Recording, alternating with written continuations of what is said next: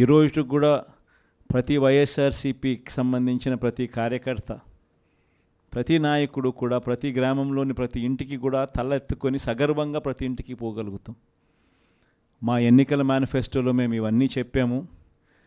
చెప్పిన ప్రతిదాన్ని కూడా ఒక బైబిల్గా, ఒక ఖురాన్గా, ఒక భగవద్గీతగా భావిస్తూ ఏకంగా 99% హామీలు అమలు చేసి మేము మన్ననలు పొందగలిగాము.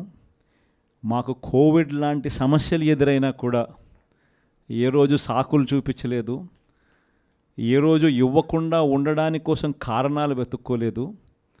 మా నాయకుడైనా, మా పార్టీ అయినా, మేమైనా విలువలతో రాజకీయాలు చేశాం, విశ్వసనీయతతో రాజకీయాలు చేశాము అని ప్రతి ఇంటికి వెళ్ళి సగర్వంగా తలెత్తుకొని చెప్పగలిగే మనం చేసిన మంచి ప్రతి ఇంట్లో కూడా ఇవాళటికి కూడా బ్రతికే ఉంది.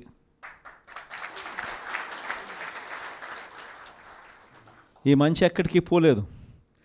కానీ వాళ్ళు చేసిన మోసం, ప్రతి ఇంటికి వెళ్ళి ఓట్లు అడిగేటప్పుడు అక్కడ చిన్నపిల్లలు కనపడితే నీకు 15,000, నీకు 15,000, నీకు 15,000, నీకు 15,000, సంతోషమా? ఆ ఇంట్లో నుంచి ఆ పిల్లల తల్లి బయటకు వస్తే నీకు 18,000, సంతోషమా? ఆ ఇంట్లో నుంచి ఇంకొక అక్కచెల్లెమ్మ ఎవరైనా బయటకు వస్తే నీకు కూడా 18,000, సంతోషమా?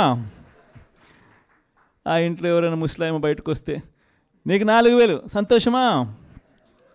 అని ఇట్లా మాటలకు నిజంగా ఇటువంటి అబద్ధాలకు, ఇటువంటి మోసాలకు కాస్త ఆ ఇంట్లో ఒక 20 ఏళ్ళ పిల్లోడో 18 ఏళ్ళ పిల్లోడో ఎవడన్నా బయటకు వస్తే నీకు నెల 3,000 రూపాయలు నిరుద్యోగ వృత్తి, నీకు సంతోషమా?